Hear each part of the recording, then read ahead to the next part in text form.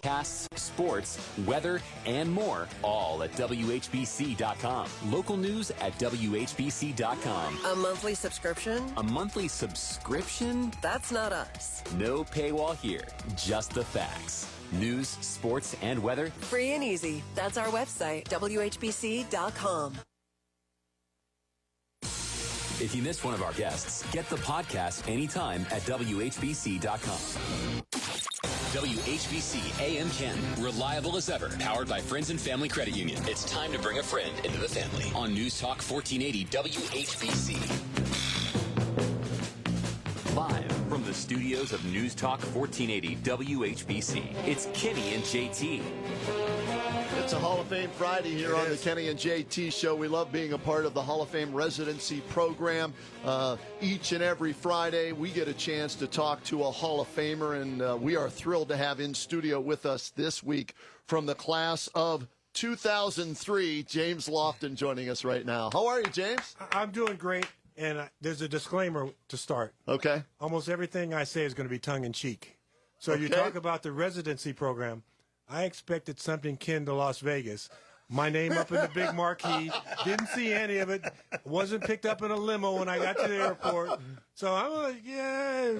No, it's been great. It really has, because we've been able to mingle with the locals. Mm-hmm. And I think when you say residency, Canton is where the Hall of Famers live when they come here for that Canton Hall of Fame weekend. But really, it's where we are all the time. So I love the concept of it, and they've done a great job in getting us out, getting us amongst the people in the community. It's been a lot of fun. So let's take it back. When you're a kid, and you're playing football, and then you end up at Stanford, you end up in the NFL for a number of years. Your thoughts of Canton before you're inducted into the Hall of Fame. Did you have any idea what this community was like? What were your thoughts on Canton as you were playing ball? And, hey, one day I might be there. Well, and as I think about it, great question. And I would repeat the question to stall for time, but I really don't need to do that. Because Canton, to me, didn't know about it when I was a kid, 10, 12 years old. Probably the ceremonies weren't on television. If they were, when you're a kid, you're squirming around, you're playing outside. You don't want to sit down and watch something like that. But I get to Green Bay. First-round pick, which surprised me because I was only a one-year starter at Stanford. And my first coach is a guy that I watched in Super Bowl I.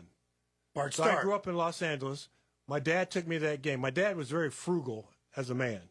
The tickets were $12, $10, and $8. We had the $8 tickets. Okay. We were at the top of the LA Coliseum, but because it was only about 50% capacity, we moved down about every quarter. End of the game, we were about row 20. So it was pretty nice. And people ask me, what do you remember about the game? I remember that my dad splurged and bought me a Coke and a hot dog. Unreal. And so to me, that was the big thing. Yeah. Not who was playing out on the field. I do remember the Astro Rocket guy who had the jetpacks and rode around. I thought, that's pretty cool. But little did I think that, 10 or 12 years later, I'd be on the Green Bay Packers being coached by Bart Starr, who's in the Pro Football Hall of Fame. So, it never drew on me the connection between Bart Starr and the Hall of Fame until we as the Packers came to Canton. We were going to play, it might have been 1980, we were going to play the San Diego Chargers against the Green Bay Packers, and it's the game that got canceled because of lightning. Yeah, I remember that game. So, and I remember we went into the gym, and I remember sitting there, and I remember meeting John Jefferson, and he had been a 1,000-yard receiver his first 2 years in the league, and he said, I want to be the greatest receiver of all time. And I looked at him going, okay, I'm sitting here too. But he was really bent on what his career was going to be, and I was the guy who I think I was just taking it all in. I want to go back to your high school days because I had a chance to sit down with Warren Moon a while back. And Warren told the story of you guys in high school in Los Angeles, both played quarterback at the time.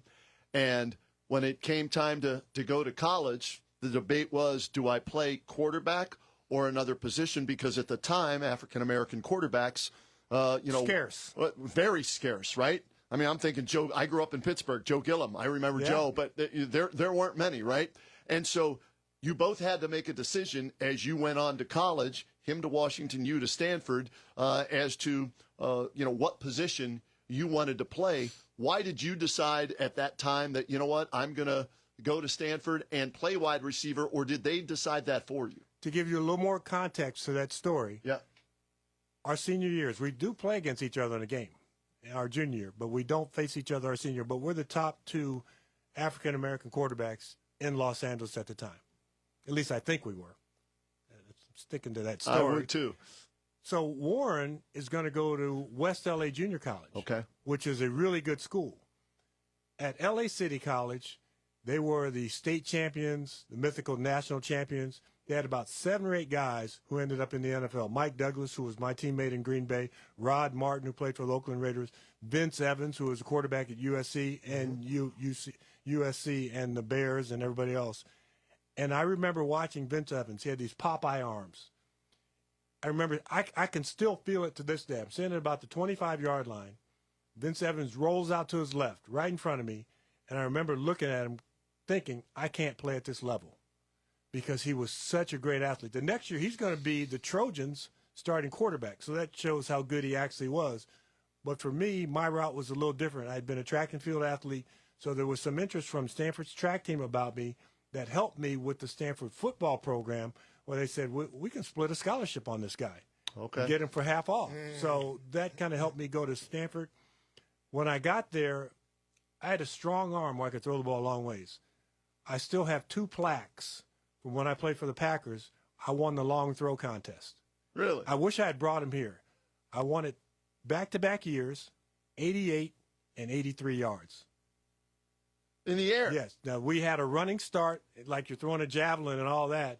But what do you mean in the air? No, on the ground. It hit, and it rolled. Well, it's like a drive. This is not a putt. This is not a punt where it just takes in the air. So I had a big arm like that. I don't know how much finesse I had with it because it wasn't like it was overly powerful, but I knew how to slingshot a ball. So I was always able to do that, and I was still able to do that well into my early 50s. I was coaching. And I went out to scout Deshaun Jackson at Cal. So we don't have a quarterback out there to throw, so I'm throwing to these receivers at Cal during the workout.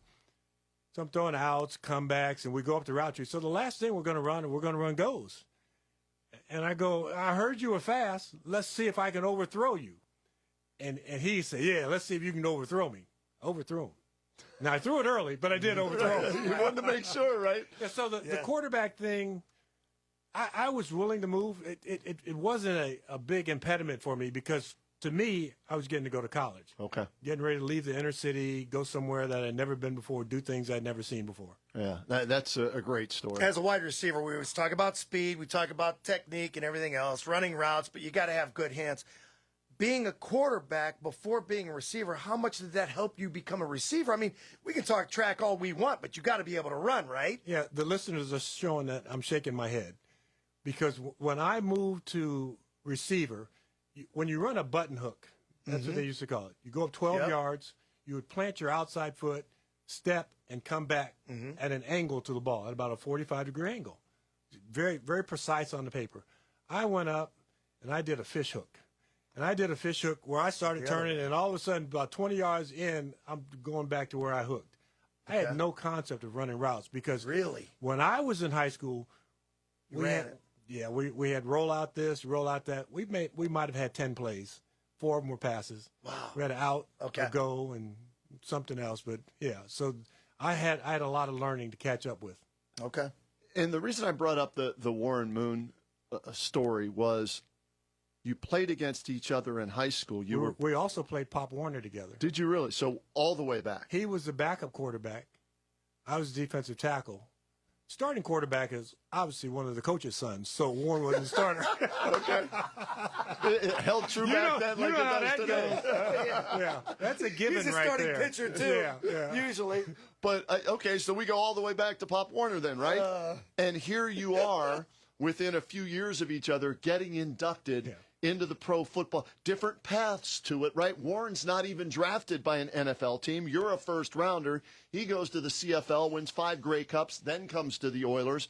But through all of that, your paths finally reconnect in Canton, Ohio. Well, even go over this. before the reconnection, our senior year is in college. He's at the University of Washington. I'm at Stanford. Washington goes to the Rose Bowl that year. We go to the Sun Bowl. So if Washington's not in the way, if Warren Moon is not there, I might have played in the Rose Bowl, been a Rose Bowl hero, and I'd be on Good Morning America right now. It's just when I talked to him and then I saw you were coming in, it jogged a memory, and I wanted to get your side of it, and it's a great story. James Lofton. But the other thing, the last thing, the reason why Warren is a quarterback in the NFL and in the Pro Football Hall of Fame, Joe Kapp was my idol as a quarterback. Okay. Do you know why? Because he could not throw a spiral, nor could I. So I had a wobbly pass just like Joe Kapp did. Joe Kapp was in the movies too, though. Well, I have a face for radio, so that settles that. That's not true. That is not true. James Lofton joining us in studio, Hall of Famer, as part of the residency program, and we get an opportunity each and every Friday to chat with a Hall of Famer. What have they had you doing this week, James? I have been everywhere and done just about everything, starting with reading at a Daddy and Me program. So you bring dads into a library over in Jackson. Is it Jackson County? Jackson County Library. And little girls who are 3 or 4 years old. And it's just so great to see these fathers step out of probably their comfort zone and bring their daughters in. And we had a big room that was maybe 25 feet wide. So, and the book is just one line pages. And so it's Daddy likes. And so what is Daddy like? And so I'm going, Daddy likes to take a nap in the afternoon. So I'd have to walk down the line and show each little girl, go, Daddy likes to sleep. Daddy likes to take a nap. And so by the time I get to like 7 or 8 girls, I've changed the whole story. Then I go back, turn a page, I go back in the other direction. But it was so much fun to get to do that with the kids. We've been to the Erickson OY and played with the kids there. Even got in a push-up challenge with one of the kids. Wow. But I got to pick the kid. So I was picking a kid that I thought couldn't do a lot of push-ups because I looked and I said, there are a couple of kids here that look like they could do maybe 50 push-ups. And they'd be CPRing me if I did try to do that many. So I found a kid that I thought could do about 15. Nice. He did 30. Oh, okay. And I reeled off an easy 32. Oh, you got to. Yeah, when I got to 25, I kind of paused, looked around, and said, okay, here I go. So I'm a push-up guy. Still in great shape. We went to the United Way today. We went to a concert last night at Amphitheater. So there have been a lot of things. And when you talk about a residency program, it's because you want to show that this is where you live. Yeah. You live here as a Hall of Famer in Canton, and you want to be part of the community. It's amazing, too, because a lot of times, and we've spoken to so many Pro Football Hall of Famers that have come through that say, we never saw this side of this town. Yeah, exactly. So, I mean, it's a neat little tight-knit community, but at the end of the day, I mean, we're so proud that we get to have this fantastic venue here, not just for the stadium, but the museum itself. You're a member of multiple Hall of Fames. I'm not going to ask how they stack up to each other, but we had talked earlier about the Green Bay Packer Hall of Fames. What other Hall of Fames are you a member of? So Stanford has an athletic Hall of Fame. Okay. And I think that's the only one. I'm not in College Football Hall of Fame because I wasn't a great college football player. I had 1 year. More of a track guy in college? Yeah, more of a track guy. I was national champion in the long jump. Yeah. So, yeah. Hey, how about that? How far did you jump? I jumped 27 even. And it was all uphill, too. Yeah. Yeah, of course. Yeah. Of course it was, yeah. Was it snow? Oh, it doesn't snow in L.A. At the time that I jumped 27 even, Bob Beeman held the world record. He had jumped 29.2. Well, the next second best jump ever was 27.5. So 27 even is pretty good when you compare it to what the second best jump of all time ever was. And it's odd for me to think that I actually ran faster and jumped further than Jesse Owens. Now, it's a different time period. Right. And he dug a hole with dirt for his starting blocks. And, I had starting blocks and a rubberized track and all that. But it's hard to think about those advancements. And I love track and field. I'm actually headed to Eugene, Oregon next week to go to the Olympic trials to watch the U.S. put together a track and field team. Yeah. That's right. As far as your football memories go of playing in the NFL, is there one or two that still stand out, or when you're telling stories, you tell that story to everybody? I do tell a lot of stories, and I try not to confuse the facts with a good story. So a little tongue-in-cheek again, but one of my favorite stories is playing for the Buffalo Bills. And we're playing against the New York Jets, and it's probably early December, maybe week 14 or something like that. And if we win the game, we're going to have home field advantage, which is a big deal because we had home field advantage the prior season. And Pete Metzlars, who was our tight end, Jim Richer, who was our right guard, all three of us have kids who are like 8, 9 years old as our oldest sons. And normally they sat up in row 35 or 40 with our wives. Well, in this particular game, for some reason, they're in row 1, right behind the bench. So I look and, I'll see my son David sitting there with the other kids when I come off the field. Late in the fourth quarter, we have a fourth down play coming out of our 27-yard line. There's no need for us to punt because if we punt, they're going to be able to run the clock out and all that. And I catch about a 60-yard pass, get tackled about the 20. The next play, I score on a slant pass. For some reason, they're just doing all-out blitz. The middle field's open. I catch it on the ground, rolling. Ball comes out, but I've caught it, pick it up, signal touchdown. And I take the ball, and normally I would have just spiked it. But I think, I'm going to go give this to my son. We're going to take this thing home and put it on the trophy case. Mm-hmm. So I go over and I hand it to David. And David, who's now 40 and just finished his first year as a Big Ten official last year, takes the ball, puts it under his shoulder. So after the game is over, and I've been the star of the game, of course, and so I'm getting interviewed, and so I'm a little late getting out of the locker room. And when I get out the locker room, my wife is there with Daniel, who is 5 years old. And I go, well, where's David? Oh, he's out in the parking lot. Parking lot was asphalt with mud. It's been raining. And the ball that I was going to put up for a trophy, my son has been playing with it. And it's all scuffed up, dirty. And what I realized, I was going to take it home and make a treasure out of it. And here he was making a treasure out of it with his friends playing with a ball that was played in the game. And so that's really my best memory because that's awesome. The little bit that you get to share, and even the part that I mentioned about him being an official, it's the pride that you have in what you're doing, your family, and all of that. So I was telling somebody else earlier today, I have 3 grandchildren too. And I take so much joy in all their activities and different things like that. And I told another grandparent, I said, have you ever heard this? The guy goes, what? I said, about grandkids. He goes, what do you mean? I said, if I had known they were this much fun, I'd have had them first. That's great. That's a great story. Yeah. And I can just see it because we've seen kids get a baseball in a game and they throw it back on the field. Right. To them, it's not, registering the same way it was for you, but it means more to them, in that way. Yeah. I'm guessing, does he still have that ball? That ball looked like it was 10 years old by the time I got to the parking lot. Okay.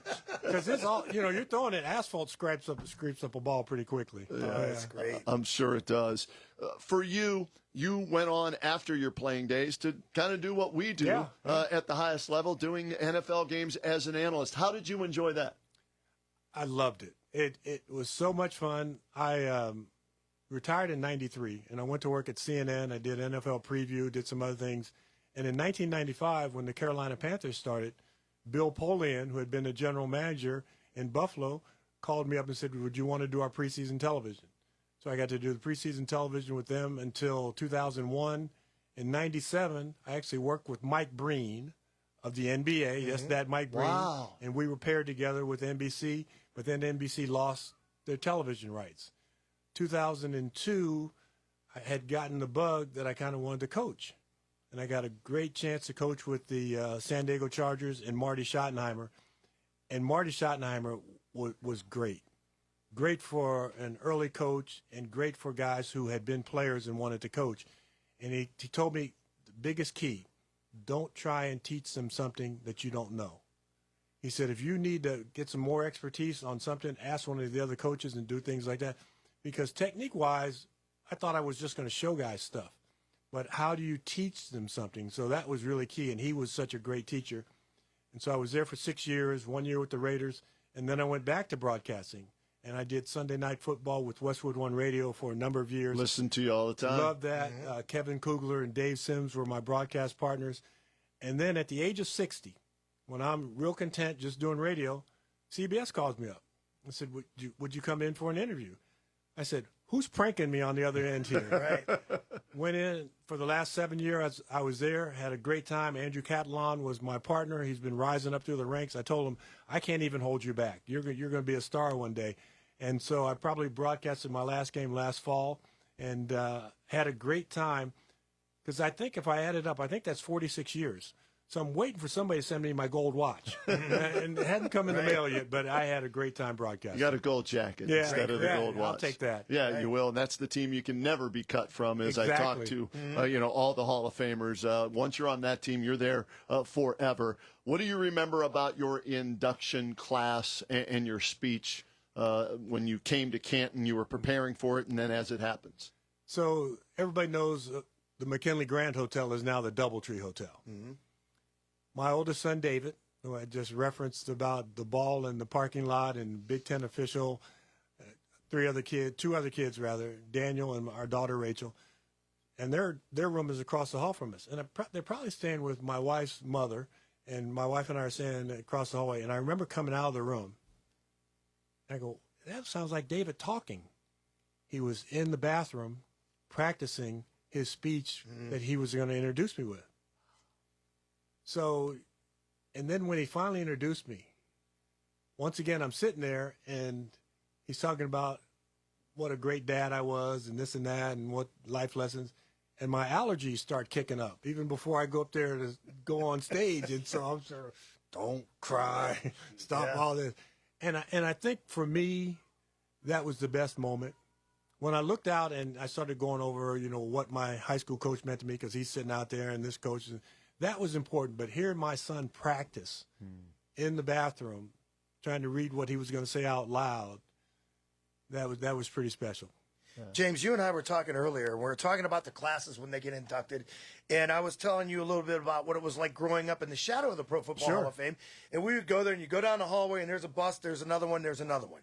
Now it seems as though they're clumped into classes. Yeah. So when you go in there and you're taking your trip through the Pro Football Hall of Fame, here's a class of 2003. Okay, so you go with Marcus Allen, Alvin Bethea, Hank Stram, Joe DeLamalore. Do you keep in touch with those players as being part of your class of 2003? Yeah, I just saw Marcus last week. He had a golf tournament in San Diego, which is where he grew up. Joe D and Elvin and I used to always do the first pass event. Okay. Where we start walking where the Hall of Fame started and then walk all the way around where it is now. So yeah, you pick up the phone and call those guys, and it is so much fun. But what is interesting, and I'm really curious, in 1978 when I was a rookie, I wonder how many there were in the Pro Football Hall of Fame. Right. I know I'm number 220. Okay. And I know we're at number 380 now. So I'm just wondering, 78. That's a pretty small. Shreve, get on that for us because you work over there. That's a pretty small fraternity.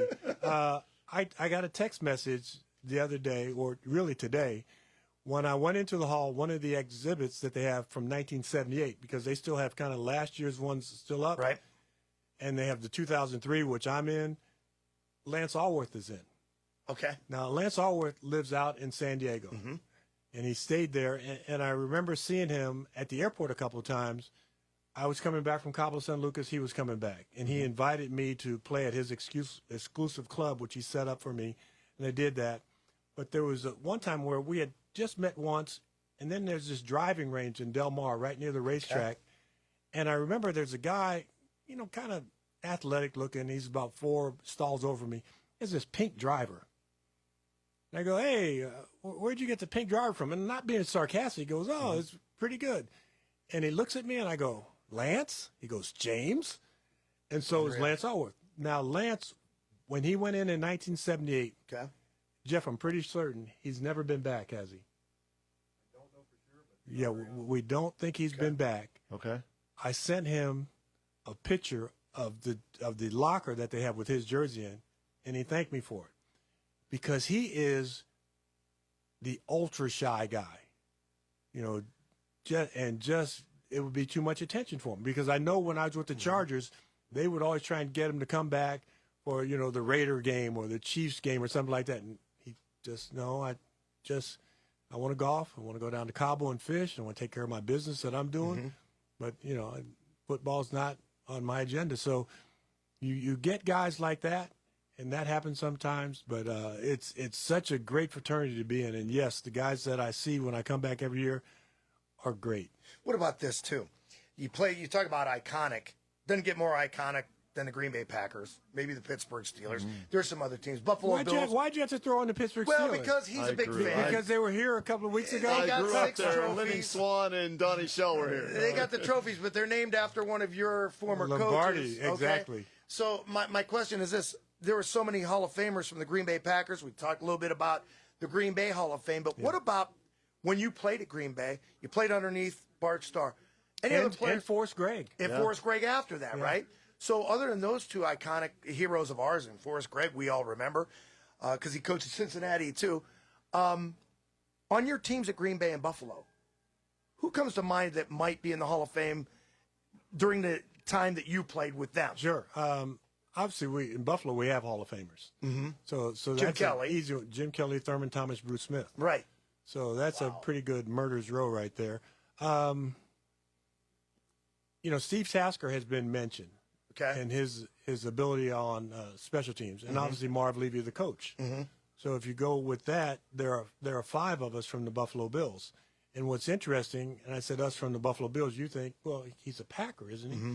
Well, initially, I'm just on the Packers T-shirt and on their mug. Okay. So Thurman Thomas comes here, and he's been in the Hall of Fame 1 or 2 years, and he goes in the gift shop. He goes, and Thurman Thomas is the R-rated comedian that you wouldn't want at your daughter's 12th birthday party. Okay. And he goes, why the heck isn't James Lofton on the Buffalo Bills T-shirt? Okay. And somebody must have heard him, because not only am I on the Buffalo Bills T-shirt, but I'm on the Raiders shirt now. So the Hall of Fame used to take one team, and that's where they would do your marketing. Okay. They didn't ask you if, like they do in baseball, which cap do you want to wear. Okay. Because I know sometimes in baseball, from what I've heard, is that guys, it goes to the highest bidder. If a guy's played 4 years here, 5 years there, and, has had put together a great career. So we didn't get that option. So it's really nice to go in and see my name on the Raiders stuff and on the Buffalo Bills stuff. Nice. And in the Raiders' new stadium, got a big picture up in that stadium. Played there 2 years. Don't tell anybody. 2 years. It's all about better than Tim Brown's, because it was tore, because they left it up in Oakland and it was terrible. He said. Well, they've got new stuff at this new stadium, and it's we talk about stadiums. It's a pretty nice looking stadium. It looks like it in Las Vegas. Yeah, fantastic. Last thing before we let you go, thrilled to have James Lofton in studio with us as part of the Hall of Fame residency program. You come back for Hall of Fame ceremonies.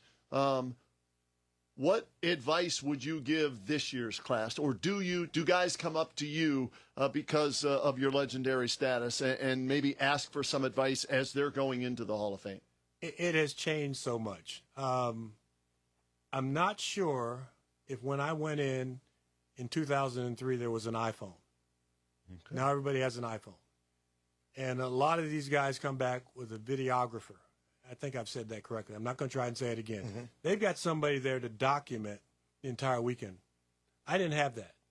And we had our party at the McKinley Grand, which is where we were staying. And we didn't have it off at another location, and we didn't bring a band in. We had a DJ, and we danced the night away. So just enjoy it. It doesn't matter how long you waited. Your friends are there. Enjoy them. And, don't make too much of it, because you weren't the first and you won't be the last. It's a great James, way to end. I'll leave you with this, too, because I know Kenny's probably got one more. He always says, last question, we'll let you go, and he never does it. So I'll just say, I'll leave you with this. In my mind, this may not be a Vegas residency. This may not be Good Morning America, but we appreciate you joining us here in Canton, Ohio on the Kenny and JT Show, because we appreciate it more than Good Morning America or Las Vegas. I love it. I love it. Thank you. And we will end on that. I don't have another question. James, thanks so much for coming in with us and coming back for the residency program. And we look forward to seeing you again here in Canton soon. Yeah, I'll take Kenny and JT any day over Las Vegas. There we go. That's a promo right there. You can't lose any money in here. That's why. And you're in good hands with Jeff Shreve over there, too, taking good care. May not have been a limo, but you got Jeff Shreve to be your guide throughout town. All right, we'll get a break in right now. We'll come back with more of the Kenny and JT Show right after this. The Roadman and JT on 1480 WHBC. WHBC AM Canton, reliable